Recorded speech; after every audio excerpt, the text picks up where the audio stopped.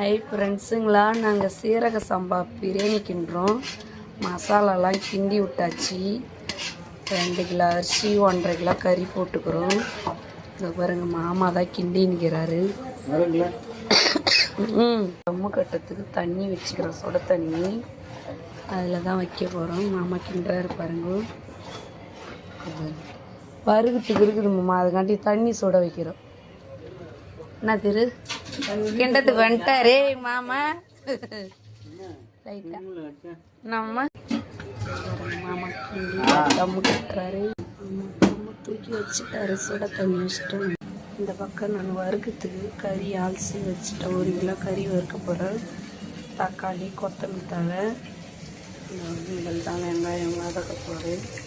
இதுலேருந்து தான் cylinder rose வந்து வெளியே வச்சு ரோஸ். எங்கள் மாமா கறி வறுக்கிறாரு.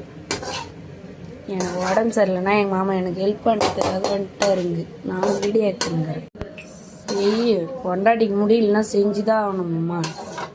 என்ன கருவேப்பிலை கொத்தமல்லி வறுத்து விட்டுட்ட ஃப்ரெண்ட்ஸுங்களா. இந்த பாருங்க, மசாலாலாம் போட்டு கிண்டிட்டணும். மிளகாத்தூள் மட்டும் கொஞ்சம் அதிகமாக போட்டால் தான் வறுத்த கறிக்கு பிடிக்கும்.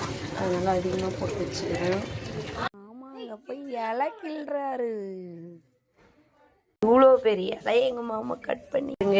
தம்மு கட்டி பிரியாணி பாருங்கோ, இறக்கி வச்சு அந்த பக்கம் கறி வெந்துன்னு.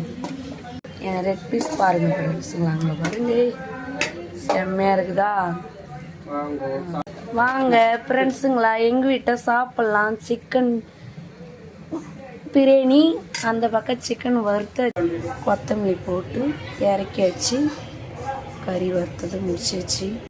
மாமா இலையில சாப்பாடு வைக்கிறாரு. நான் சாப்பாடுறதுக்கு இதா இலை. நான் சாப்பிட போய் நான் சாப்பிட்டு முடிச்சுட்டு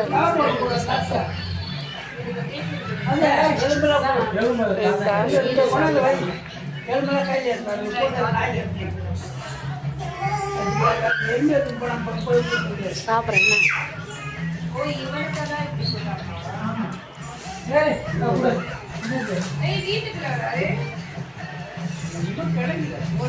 வாங்க சாப்பிடலாம். வீடியோ பிடிச்சிருந்தா லைக் பண்ணுங்க, சப்ஸ்கிரைப் பண்ணுங்க.